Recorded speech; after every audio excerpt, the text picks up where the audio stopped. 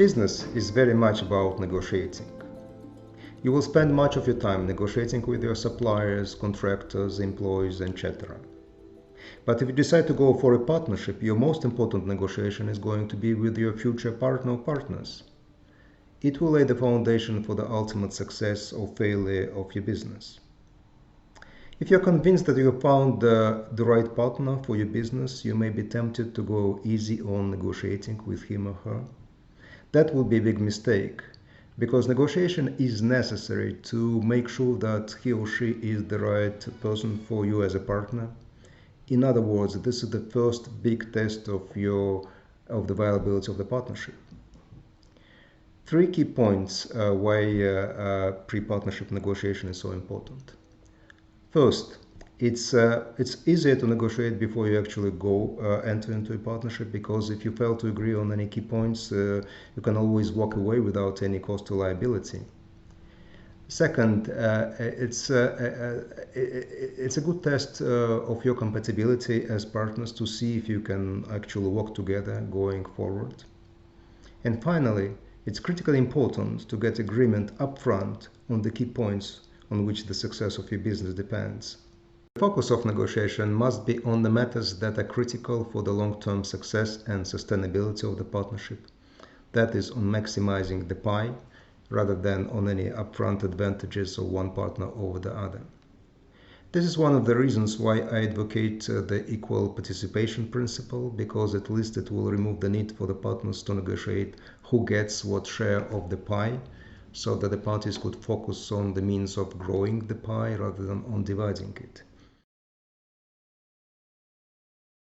You can see here a non-exhaustive list of matters that the partners should agree on, preferably before committing themselves to the partnership. Some of these matters may be negotiated after the formation of the partnership, for example, number 4 and 5, or the operational matters.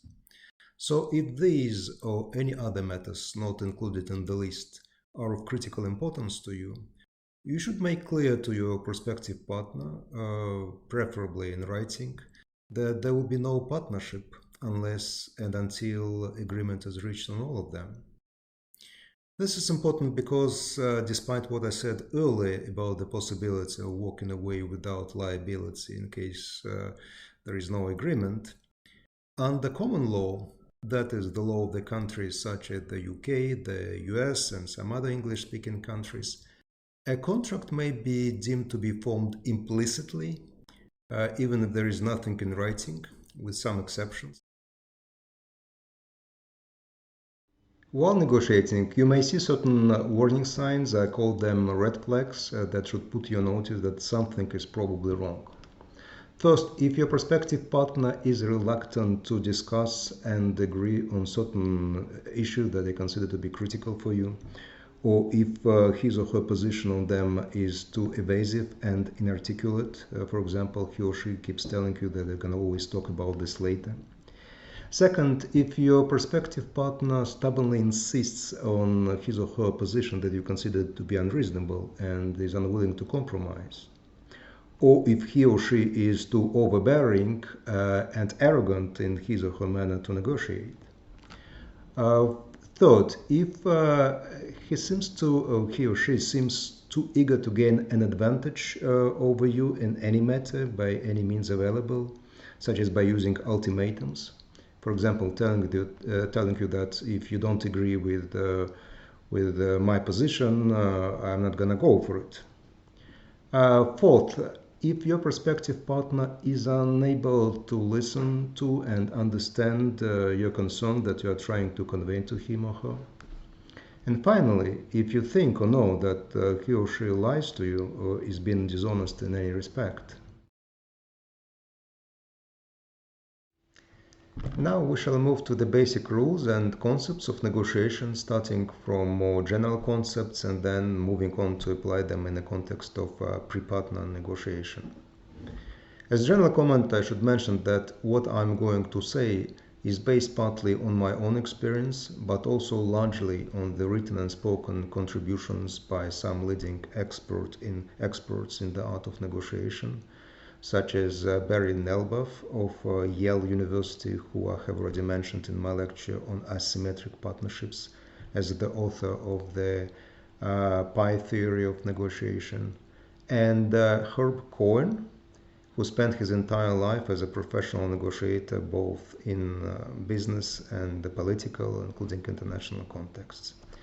His book, You Can Negotiate Anything, as well as the book Split the Pie by Barry Nalbov, are a source of inspiration for my own teaching on negotiating partnerships. If you'd like to get a deeper insight into the topic, I highly recommend these two books, as well as the online course taught by Professor Nalbov. I think the main contribution to the topic is the notion of negotiation as a collaborative rather than adversarial process, where constructive cooperation of both parties allows the creation of additional value for both of them, or win-win, as opposed to a win-lose paradigm where one party gains only at the expense of the other. I think negotiation of partnerships is a perfect field for the application of this innovative approach, for the reasons that I will explain shortly.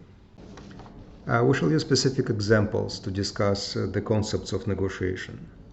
The first one will be rather a straightforward sale of an asset, let's say a house. There are two parties involved, a seller and a buyer. Their objectives are not necessarily aligned. The seller would usually seek to sell for the highest possible price. Let's say his target is $500,000, whereas the buyer would want to purchase for as low a price as possible. Let's say it is $250,000, which could also be the starting positions, although not necessarily. In a properly structured negotiation, each party would also normally have a reservation value, i.e. the maximum concession that he or she is prepared to make to the other party. In this case, it's the minimum price of $350,000 for the seller and the maximum price of $400,000 for the buyer. There are effectively limits beyond which the parties are not prepared to go. As a matter of negotiation strategy, the reservation values would not normally be disclosed to the other party unless there is a good reason for that. For example, if the seller already has an offer of $350,000 from another party, he may want to make the buyer aware of it if the latter tries to push the price below this level. In this particular case, the reservation value of the seller is lower than the reservation value of the buyer by $50,000, which means that the parties would normally agree on a price in the range between $350,000 and $400,000. This is called the zone of possible agreement, or ZOPA. Obviously, if the seller's reservation price were higher than the buyer's reservation price, there would be no agreement, unless either party moves its limits or offers something attractive to the other party other than money. The other important concept in negotiation is that of BATNA, or best alternative to negotiated agreement.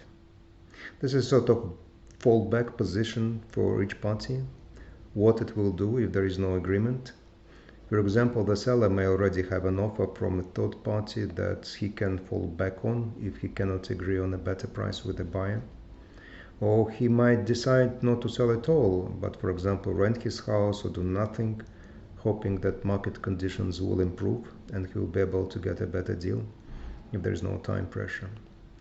For the buyer, the alternative might be buying another property in the same area or renting it, perhaps hoping, like the seller, that market conditions will improve in his favor. The strength of the respective partners may affect the balance of power between the parties. For example, if for the buyer this is an ideal sort of dream house, or there is no alternative offer, he might be more amenable to agree to the seller's offer. Likewise, if the seller really needs to sell because he desperately needs cash and there are no other offers on the horizon, that might give the buyer a relative advantage. The example we have now discussed is what can be called the win-lose paradigm, in the sense that any gain for one party in terms of price means a loss for the other party because their goals in terms of price are opposed.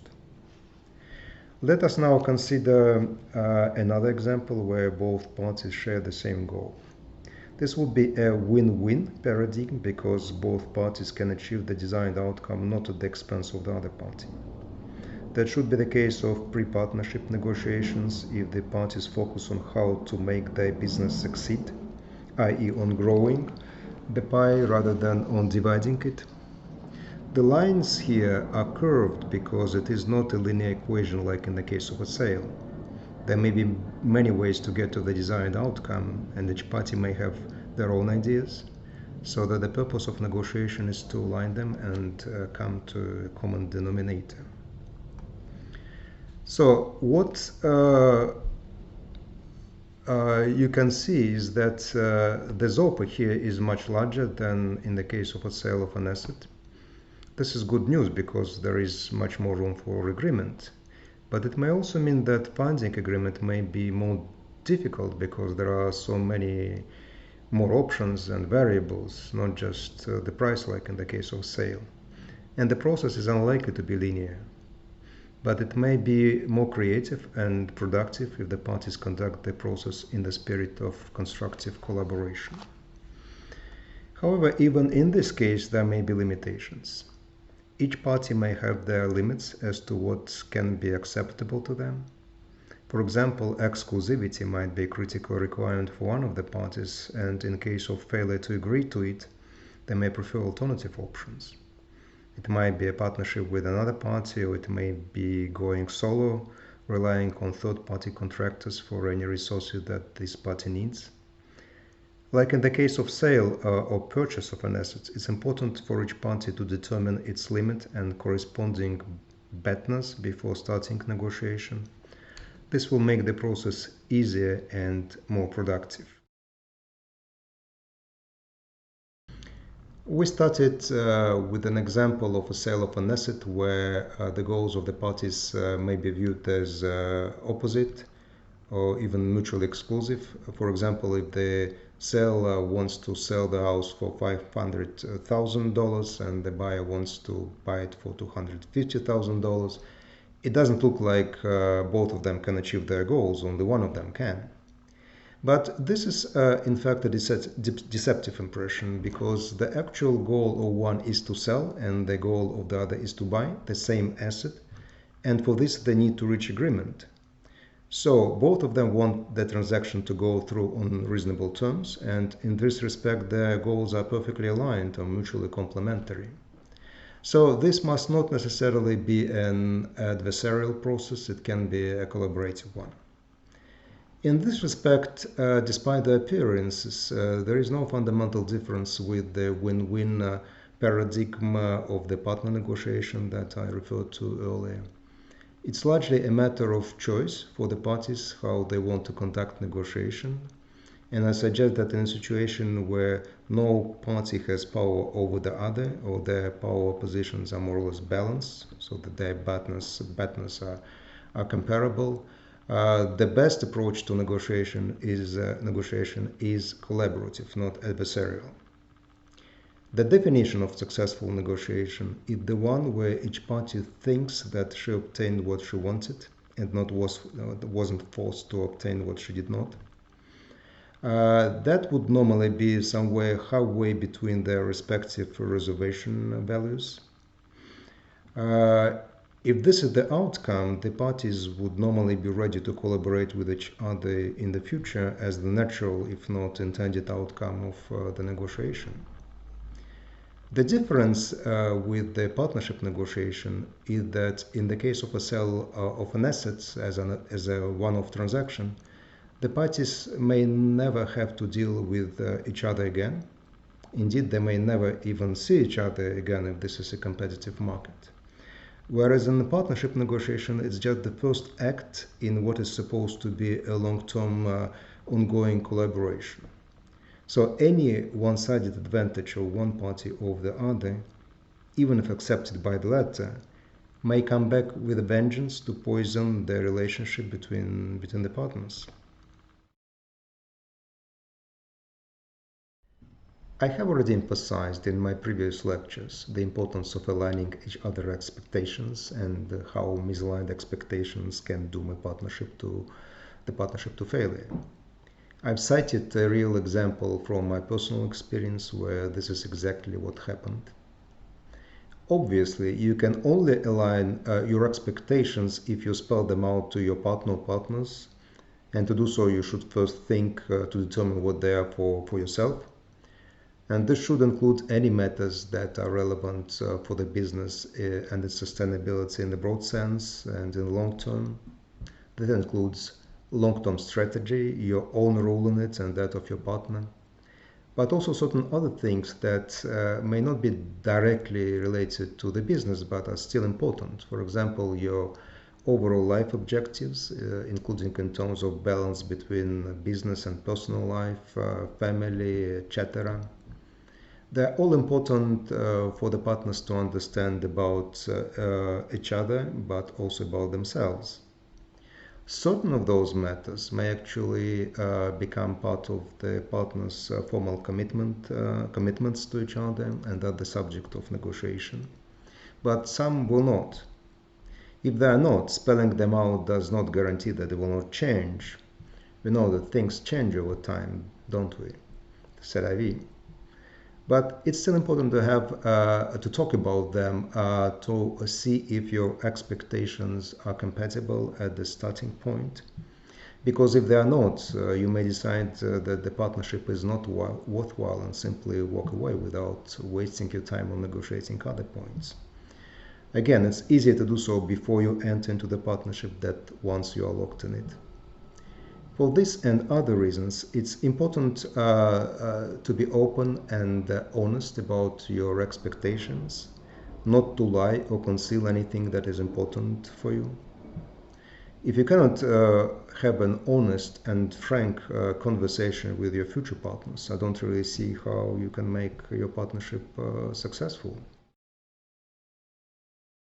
In part 2 of this lecture, I shall focus on the dynamics of the negotiation within partnership and how they can be affected by the outcome of the pre-partnership negotiation. See you very soon.